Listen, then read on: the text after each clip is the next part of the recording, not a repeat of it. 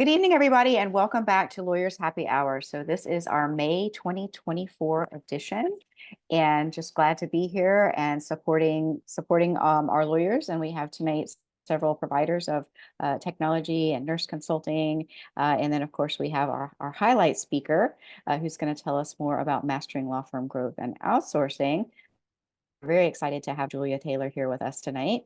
Those of you who are here live and those of you who are reviewing the recording and the transcript coming up. Without further ado, Julia, go ahead and take it away. Absolutely. Thank you for having me. Again, I'm going to just talk briefly about law firm outsourcing and also building remote teams if you decide to keep your hiring in-house. A little bit about me. I am the founding and managing paralegal of Lab Legal LLC, and we do four main things for law firms on an outsourcing basis. The main one being virtual paralegals and virtual assistants. We also have outsourced law firm administrators, and then we do some consulting and training as well. In addition, I have HireX LLC, which is a recruiting and staffing business, and we recruit across industries, but mostly focus on hiring attorneys and other legal staff.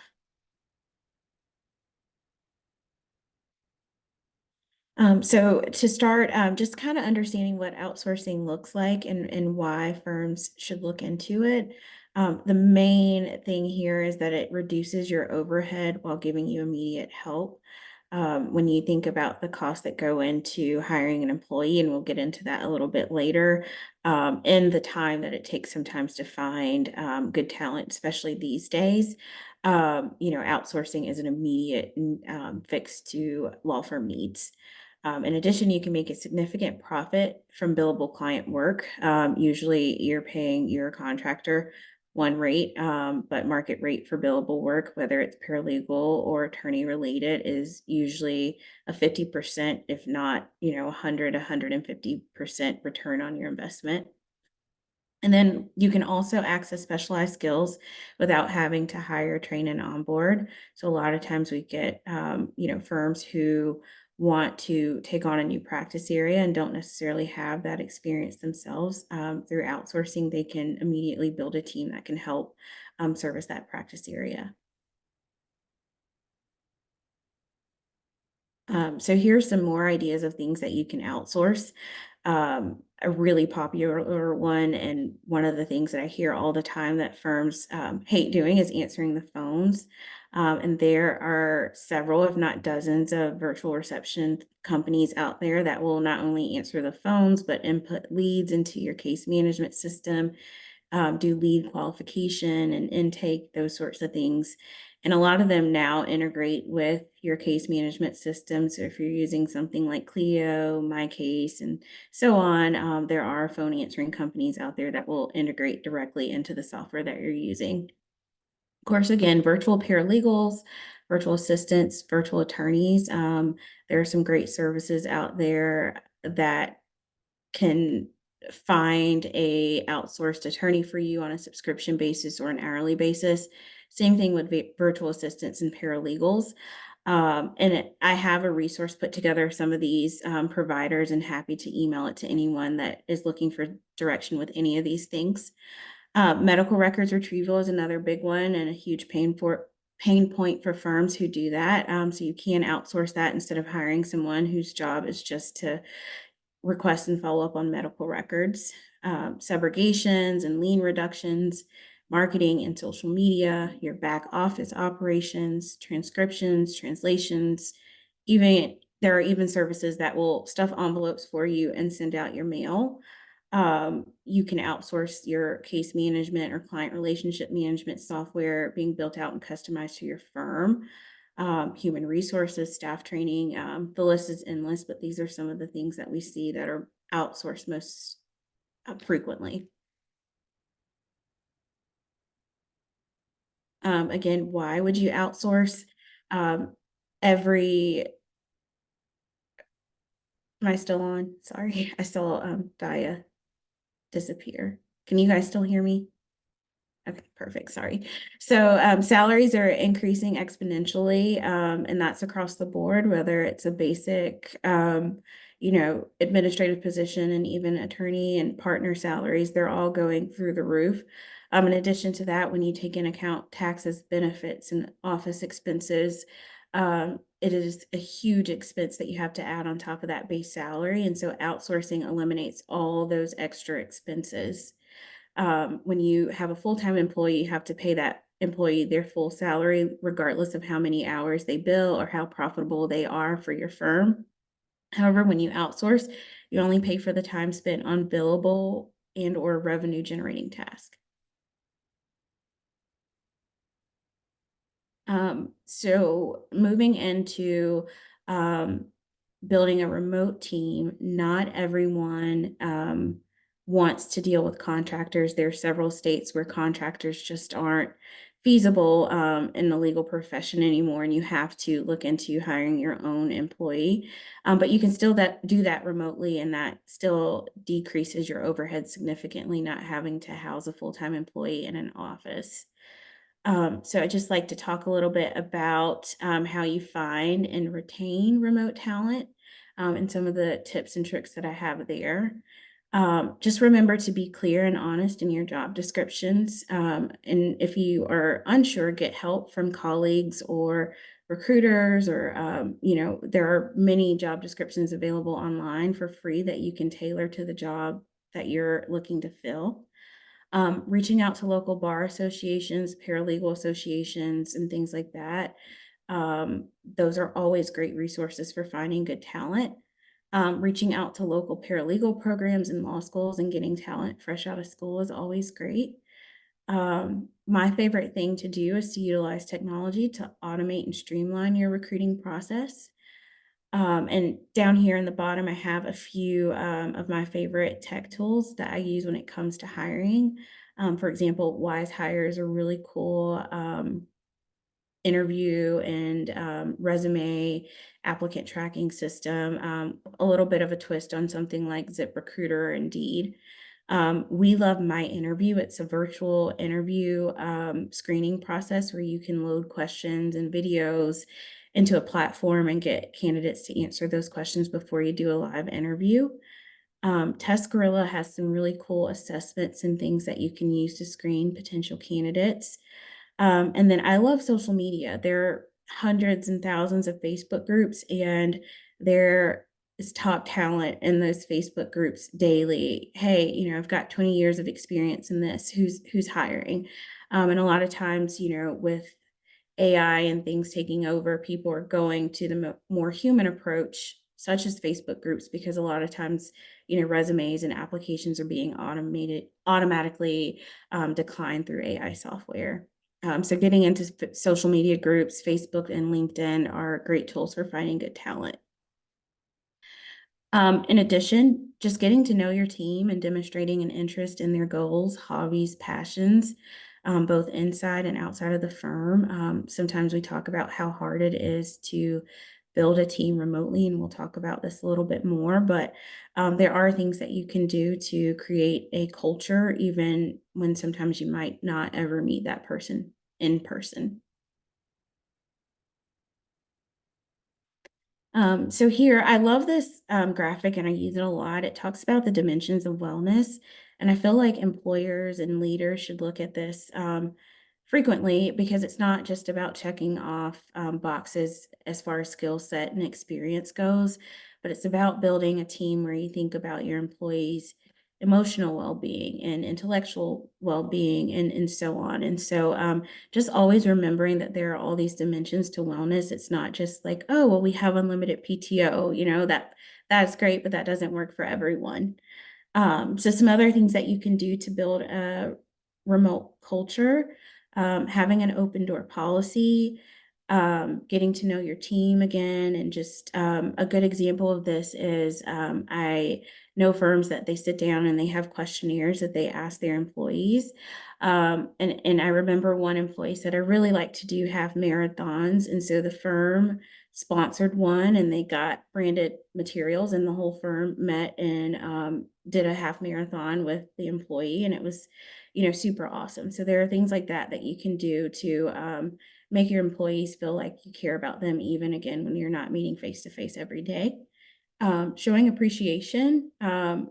Here again, some of the things that we love to use internally. Goodie for business is really cool. You can pick a set dollar amount, and the employee can go in and pick from thousands of gifts. There's food and things like bombas and gift cards.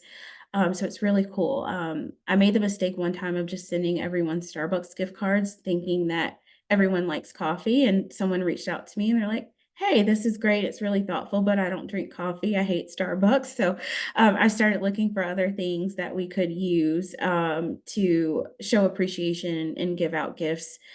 Sugar Wish is another really cool one. They have like dog treats and beverages and candy. And again, the employee can go in and pick from a variety of products and get something that they like delivered to them. Um, I think one of the biggest things that I always emphasize here is investing in technology. I love Office 365, Microsoft 365. I know they've changed the name a few times, but using tools like Teams and Poly, we'll put a poll in to Teams like, hey, what topics do you guys want to talk about at the staff meeting this week? Or if we were going to do a holiday party, what theme would you like to do? So there are a lot of apps that integrate into Office 365 that are included in your Word and Outlook subscription that people just kind of overlook, but there are dozens that you can use and incorporate to build an environment. Um, I am a huge proponent of cloud-based case management software. And I sometimes I talk to firms that are still spending thousands of dollars a year on server-based products, and it's just not really set up for remote work. You can make it happen, but there are tools that are a lot more efficient, built for remote work, and a fraction of the cost. And just making sure your devices are up to date. Sometimes I go to firms and the computers are 20 years old and the staff's, screaming and begging for new equipment. So, those are all things that seem simple and, common sense, but you'd be surprised how many firms aren't implementing these things into their practices.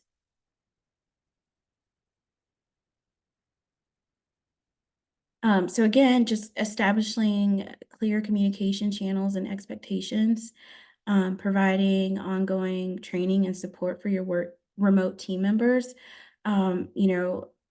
Obviously attorneys have certain continuing legal education requirements, but even your non-attorney staff, just investing in training and things that interest them and help them grow their careers is always a huge plus. Cultivating a culture of trust and accountability, and having clear written paths and opportunities for growth for staff at all levels. So just being clear about, hey, here are the opportunities that are available within our firm to grow, and just having those conversations about what that employee sees for themselves in the future and how they can grow within your firm.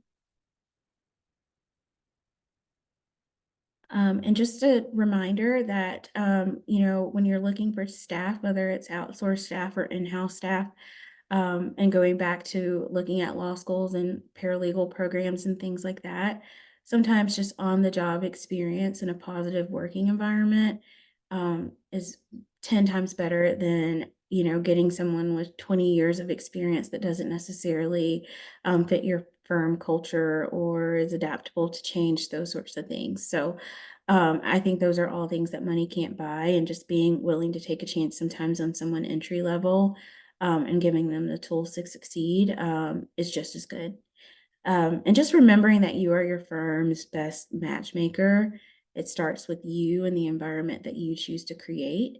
But there are a lot of tools out there that can make the process easier.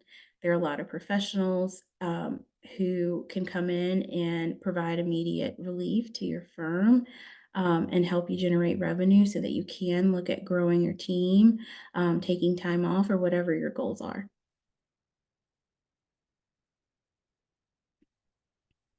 So here's my contact information if anyone has any questions. Again, I do have a list of some of those resources like virtual receptionists and medical records retrieval companies and things like that that I'm happy to share. And from there, I believe we're going to open the floor for questions. Um,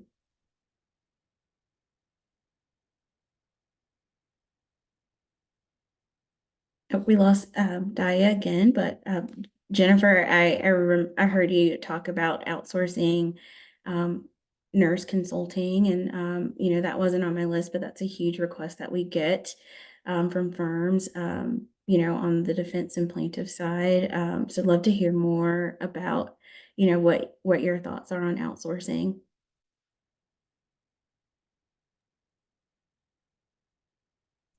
Thank you for your presentation, Julia. Yes, so well, right now I'm on my own. So as far as outsourcing, so yes, I can support attorneys and insurance carriers here locally, but also available nationwide.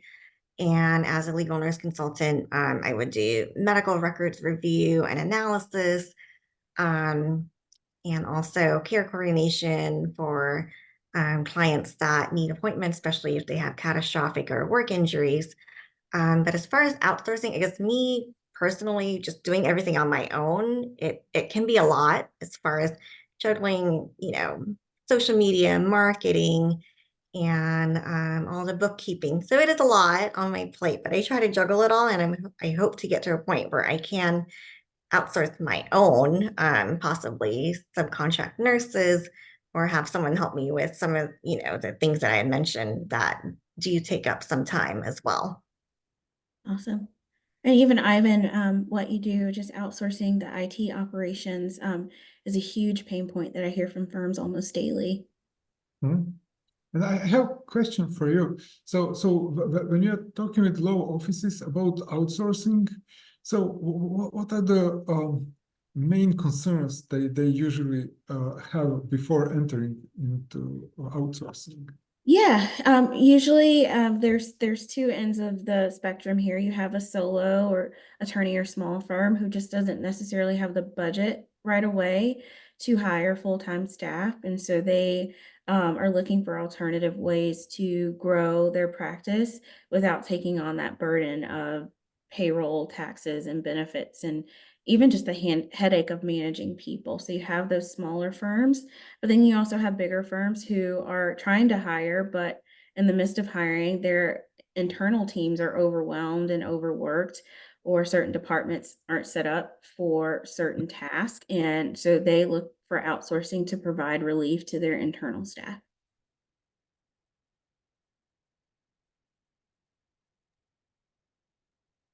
Hmm. And is are you helping them through those challenges, or you're focused more on finding them and matching them with outsourcing? Yeah, no, we definitely help them through those challenges. We build relationships with other legal service providers. So for example, like, hey, we've got tons of medical records that need to be reviewed. Well, I know Jennifer and she does legal nurse consulting. You should call her. Or I don't know where to start. So let's write down some of the things that are taking you away from generating revenue in your firm, or marketing or whatever that you need to do to grow your firm. And a lot of times, like I mentioned earlier, we talk about answering the phones, and sometimes it's just as simple as that. Like, I need someone to answer the phones for me, or I need someone to request medical records, or I have this software that I purchased and I'm spending a lot of money on, but it's not fully set up. Our documents aren't automated. Our workflows aren't created. So those are things that firms look at outsourcing as well. Hmm. It's interesting. So I didn't thought about that part of like IT as kind of outsourcing that. So if you think about IT tasks, are they usually having specific tasks, or they're looking for some like 5 hours per week, or so? Are they hiring for time or for a task? I think it's definitely a combination of both. So there are firms that are looking for someone to just be dedicated, whether it's a certain number of hours a week or a month, or just on call when needed, for their firm. So that happens a lot, where it's like, hey, we've got all these computers and these remote employees, and we want someone that we can just call to set these things up and get employees onboarded quickly, answer IT problems and issues that they're having, help us be compliant with our cyber insurance, which is a huge thing when you're dealing with contractors and remote employees. setting up computers. I have a firm right now who has me in a project looking for providers who can, set up the computers and put tracking software on it to hold remote employees accountable. So it's certainly that, but then there's projects as well, like, hey, help us move from this software to this software, help us integrate SharePoint. So those are some examples of projects that come up as well. Interesting. I'm not sure if I'm taking all the space now. I'm happy to pass the microphone for anyone else. But I have one question. So that's maybe specific to me. So it's like if you're looking into providing those services for other companies, like so they can hire us for that, like as a company. So what would be the next step for us to get registered as provider, something like that in your system? Yeah, I think the main thing that I hear from a lot of law firms, because there's a ton of IT companies out there, but they're always looking for people that have experience with legal specific software and really understand what that looks like. So maybe getting, certified in, for example, like Clio is really, really popular. They probably have like close to 70 or 80% of the market right now, but they have a free certification course that you can take online to get up to speed on their product and being able to help implement that for firms. And most of the top ones out there as well, the MyCase and Lawcus and Smokeball, they all usually have free certification courses. So I guess my advice would be to definitely get familiar with legal specific software. The IT part is great, but if you can implement like the technical side with some of the legal specific software, you'll be very successful. Thank you. So and with those certifications, so are you providing market space for them to like for us and law offices to connect, or that's some or there is some other marketplace that you would recommend? Yeah, I'm not sure if that's more of a question for Daya, but it goes back to social media. I love Facebook groups and LinkedIn groups and networking groups. Anything that's lawyer specific, bar associations, happy hours, things like that. So I think it's a variety of things. Well, thank you. Yeah, Stefan, same, yeah, good, same answer. It's like going out and meeting people just like you're doing. So like now we have you in our network. So when I hear somebody say that they are looking for an IT person in the legal space, then I've got you right here in my old-fashioned term Rolodex. So LinkedIn/HubSpot. So definitely. And so great. A lot of great content. Julia, I'm sorry, my internet went out a couple of times. But I'm glad that you're talking about testing. That's a topic of conversation lately. And it seems like a lot of businesses, including law firms, are going with some of these personality testing or work style testing. And I love that kind of stuff, of course, given my background. And I'm glad to see that that's a thing, because we want people to be in the right fit. So it's not to like rule somebody out. It's just to make sure that people are in the right seats, the right spaces, the right cultural fit. No, I agree. And I think it's becoming like the area is getting a little bit gray about like, okay, is this fair? Is it unfair? But I think especially when you start talking about like taking a chance on entry level talent, you have to be able to identify some skills that can easily translate over into an attorney position or a paralegal position, whatever it is that you're trying to fill. And I think that some of those tests are really great indicators of that. So like, yeah, no, they've never written a brief before, but they have, tested really high on organization and critical thinking, which I think are the two biggest things for anyone entering this field to have in their back pocket. So, sometimes that's worth more than experience, like we talked about a little bit earlier. Yeah. And then also you mentioned like cybersecurity, and this is something that my law firm owner clients always bring up to me when I say hey, get an outsourced paralegal or an outsourced contract attorney. So how do you usually allay their fears on that? Yeah, I usually recommend any like legal service providers in the outsourcing space also have their own cyber insurance, in addition to the firms having it and having liability insurance, and just reviewing that annually, having really good written contracts that talk about confidentiality, document saving, and sharing and transmitting things. We always have procedures about keeping things in our cloud if the client doesn't have one set up, or their cloud. And, you know, um, we have a really good like HIPAA confidentiality agreement that we make everyone sign. Like, hey, I'm not going to go print these medical records and work in Starbucks, and leave them, leave them there. So those are, I think, things that you can go through.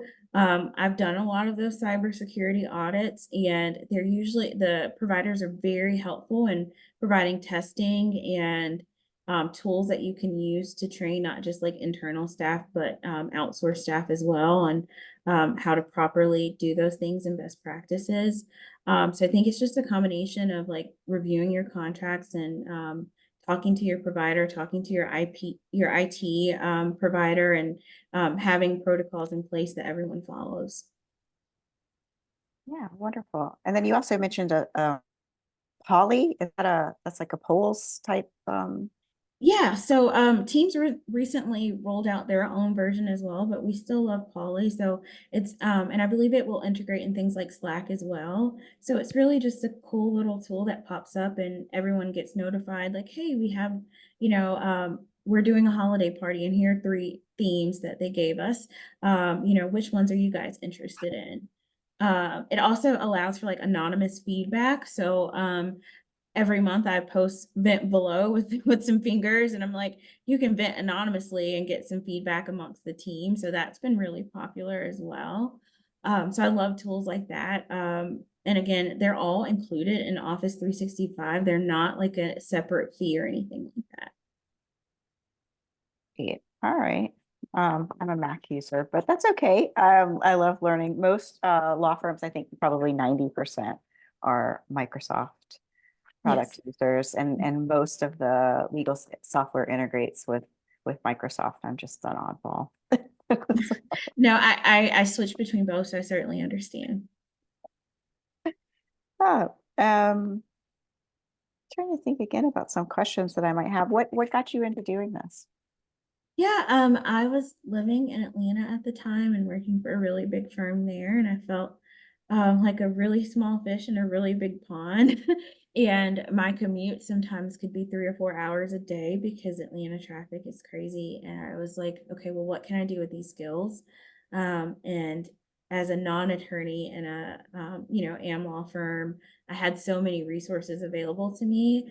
And we were oftentimes, looking at solo attorneys and smaller firms on the other side who were struggling to just do a document production and attach, documents with Bates numbers and things like that. So I just thought that there was a need to bring like big firm level talent to small firms and solo attorneys so that the playing field's a little bit even. Awesome. Yeah, that's exactly my market as well. That's the smaller firms, very underserved, Yes. underprovided, undersupported.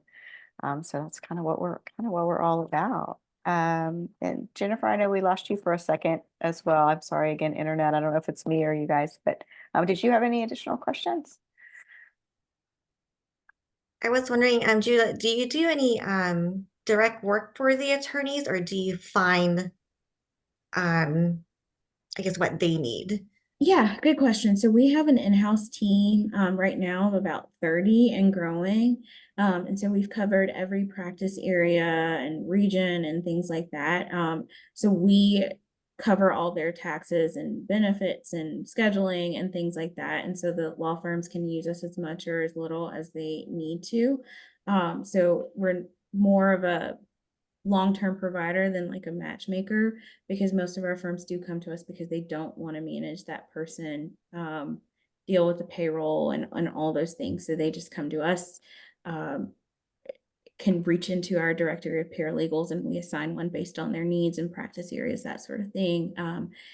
we've had firms that have been working with us the whole 6 years that we've been open, and some just reach out when they have a project here or there. That's wonderful. Yeah, that makes sense. And stuff does go up and down, and Yeah. especially in the small firms, it's like, okay, I've got a trial and be gone for like 2 weeks. Who's going to handle stuff while I'm gone? And then it goes and it settles or whatever. And then, okay, now I'm back and we will just roll it out. Yeah, and we always call it the summer slowdown. We're getting into that where everybody goes on vacation and the hours decrease and everyone's worried. I'm like, don't worry, August is going to come around and kids are going to go back to school and it's going to be crazy. So enjoy the summer slowdown for sure. Yeah, I had to teach myself that as well. It's like, okay, just, July, don't worry about it. Somebody gave me the phrase sleep while the baby is sleeping. Mhm. And so like that switches. It's like when the clients are on vacation, we're on vacation too. Don't try to don't try to move it. Don't try to make it happen any other way. So I agree. okay. No. And then it's probably with you, Iran, different things like ramping up a firm or moving a firm or changing practice management software, which I know my folks do a lot. They're like, oh, we're not happy with this one. We want this other one to work better. There's a lot of integration there with software, and then bringing on remote people and opening satellite offices, or moving everything into like a hotel if you have a track deposition or a case that's going down. So yeah, wonderful. Um, great. Anybody have any additional questions for Julia? And Julia, I know they have your contact information already, but if you want to put it in the chat, also everybody kind of know as soon as we click off, there'll be a million questions. Oh, there you go, right there. You're in Charlotte. Okay, I met you in Atlanta, virtually in Atlanta. Yeah. So I kept saying you're from the Atlanta area, and Charlotte, beautiful. Yeah, I'm Um, bouncing back and forth now, but moving back to Atlanta soon. So okay, great. I'll have to make a trip up. I've made a lot of friends in Atlanta recently. I was born there, but that was many, many years ago, and didn't, of course, keep up with like Montessori school friends. And I do a lot of work in Atlanta now. And so I want to thank you all for coming to Lawyers Happy Hour. Next month, we have a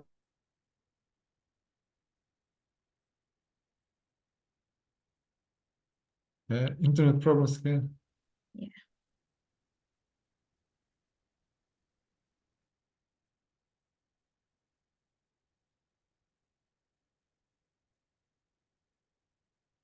But yeah, I think let me see if I can stop the recording.